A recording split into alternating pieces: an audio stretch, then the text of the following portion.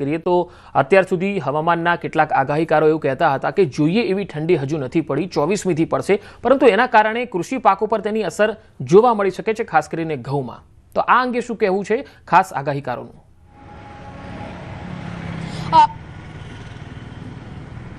જી પંકજ, કારણ કે અત્યારે જે શિયાળુ પાક છે તે જે આપણે વાવેતર થતું હોય છે, જ્યારે ચોમાસામાં પાકનું વાવેતર થાય છે તે ભેજને અનુકૂળ હોય તેવા પાકનું વાવેતર થતું હોય છે, જ્યારે શિયાળામાં છે ઠંડા વાતાવરણને અનુકૂળ હોય તેવા પાકનું વાવેતર થતું હોય છે. અત્યારે સૌથી વધારે ઘઉં છે, જીરું છે, તેનું ઉત્પાદન થતું હોય છે, વાવેતર થતું હોય છે, પરંતુ અત્યારે જે રીતે ઠંડી પડવી જોઈએ તે નથી પડી રહી. તેના કારણે હવામાન નિષ્ણાંતો, હવામાન વૈજ્ઞાનિકો છે તેનું પણ અનુમાન છે કે પાકમાં જેટલી સફળતા મળવી જોઈએ તેટલી સફળતા નહીં મળે, કારણ કે ઠંડી એટલી બધી પડી નથી રહી. અત્યારે જે લા નીનો, અલ નીનોની અસર, સાથે સાથે વેસ્ટર્ન ડિસ્ટર્બન્સની અસર, એક પછી એક સિસ્ટમો બની રહી છે અને તેના કારણે તાપમાન છે તે ઊંચું જોવા મળી રહ્યું છે. મહત્તમ તાપમાન અને લઘુત્તમ તાપમાન જ્યારે ઘટવાનું શરૂ થાય છે ત્યારે બાદ જ આખો દિવસ છે ઠંડો દિવસ છે તે લાગતો હોય છે, પરંતુ ખાસ કરીને ઘઉંના પાકને ઠંડી જો વધારે પડે તો જ એ દાણો છે તે ભરાતો હોય છે અને ઉત્પાદન સારું થતું હોય છે. જી વિભુ, આભાર સમગ્ર માહિતી આપવા માટે.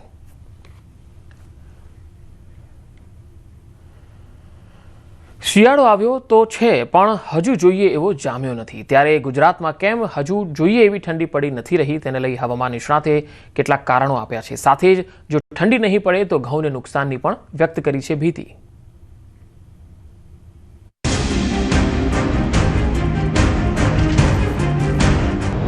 ગુજરાતમાં કેમ સારી ઠંડી નથી પડી રહી? આપણે જે કન્સ્ટ્રક્શન છે, ગ્રીન બેલ્ટ કહેવાય, કે જે આપણે વનસ્પતિની ચાદર હોવી જોઈએ, એના બદલે અત્યારે આપણે સિમેન્ટ કોન્ક્રીટના જંગલો છે. એના કારણે તાપમાનમાં જે ફેરફાર થવો જોઈએ એ ફેરફાર ઓછો થાય છે અને એના કારણે જે ઠંડી પડવી જોઈએ એ ઠંડી પડતી નથી. ઠંડી નહીં પડે તો ખેડૂતોને થશે નુકસાન. ઘઉંના પાકમાં ઓછો ઉતારો આવશે.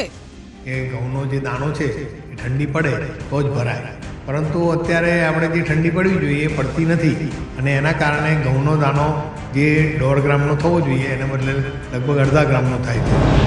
ડિસેમ્બર મહિનાની શરૂઆત થઈ ચૂકી છે, પરંતુ હજુ સુધી રાજ્યમાં કડકડતી ઠંડીનો અહેસાસ નથી થયો. આ સાથે જ આગામી 4-5 દિવસ સુધી લઘુત્તમ તાપમાનમાં કોઈ મોટા ફેરફારની શક્યતા નથી. આ દરમિયાન હવામાન વિભાગના પૂર્વ વૈજ્ઞાનિક અશોક દેસાઈએ રાજ્યના હવામાન વિશે માહિતી આપી. આ સાથે જ કેમ ઠંડી નથી પડી રહી અને આના લીધે કોને સૌથી વિપરીત અસર થશે તેનો પણ ફોડ પાડ્યો. કન્સ્ટ્રક્શન છે, ગ્રીન બેલ્ટ કહેવાય, કે જે આપણે વનસ્પતિની ચાદર હોવી જોઈએ, એના બદલે અત્યારે આપણે સિમેન્ટ કોન્ક્રીટના જંગલો છે. એના કારણે તાપમાનમાં જે ફેરફાર થવો જોઈએ એ ફેરફાર ઓછો થાય છે અને એના કારણે જે ઠંડી પડવી જોઈએ એ ઠંડી પડતી નથી. ઋતુઓ પ્રમાણે ઋતુચક્ર ચાલી નથી રહ્યા. ક્લાઇમેટ ચેન્જની અસર ઋતુઓ પર થઈ રહી છે. જોઈએ એવી ઠંડી નથી પડી રહી, જેના લીધે ઘઉંના પાકમાં સફળતા ન મળવાની શક્યતા છે, કેમ કે ઘઉંમાં કાર્બોહાઈડ્રેટ ભરાય તે જરૂરી છે.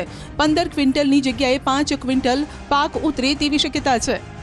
જે ઠંડી પડવી જોઈએ, અને આપણે એક નાનપણમાં શીખતા હતા કે ટાળ પડે ઘઉં પેદા થાય, તો એ યોગ્ય છે, કારણ કે એ વખતે જે આપણા જૂના વડવાઓ હતા એ જાણતા હતા કે ઘઉંનો જે દાણો છે એ ઠંડી પડે તો જ ભરાય, પરંતુ અત્યારે આપણે જે ઠંડી પડવી જોઈએ એ પડતી નથી અને એના કારણે ઘઉંનો દાણો જે 1.5 ગ્રામનો થવો જોઈએ એને બદલે લગભગ અડધા ગ્રામનો થાય છે અને એમાં જે કાર્બોહાઈડ્રેટ ભરાવો જોઈએ એ નથી ભરાતો. એના કારણે તમે સામાન્ય સમજી શકો કે 15 કિલો એટલે 5 કિલો પાક ઉતરશે અને જેને 15 ક્વિન્ટલ ઉતરતો હશે ઘઉં એને 5 ક્વિન્ટલ આવશે.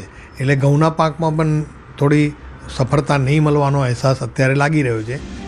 તાપમાનમાં થતા ફેરફારની અસર કૃષિ પાકો પર પડી રહી છે. ખેડૂતોને એક પછી એક ફટકા પડી રહ્યા છે.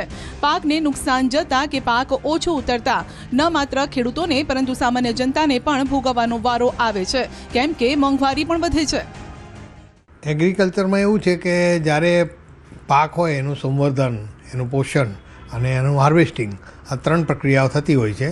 અત્યારે ઘઉંની સિઝન ચાલી રહી છે. એ અગાઉ આપણે ચોખા અને તેલની સિઝનમાં આપણે જોઈ ચૂક્યા છે કે માવઠાઓને કારણે મગફળીનો પાક લગભગ 60થી 70% નિષ્ફળ ગયો અને એના કારણે આપણે મગફળીનું ઉત્પાદનમાં ઘણો ઘટાડો થયો અને એની આનુવંશિક અસરોમાં આપણે તેલના ભાવ અત્યારે જોઈ રહ્યા છે, ડબે 300 રૂપિયા વધી ગયા છે અને કદાચ 500 સુધી જાય.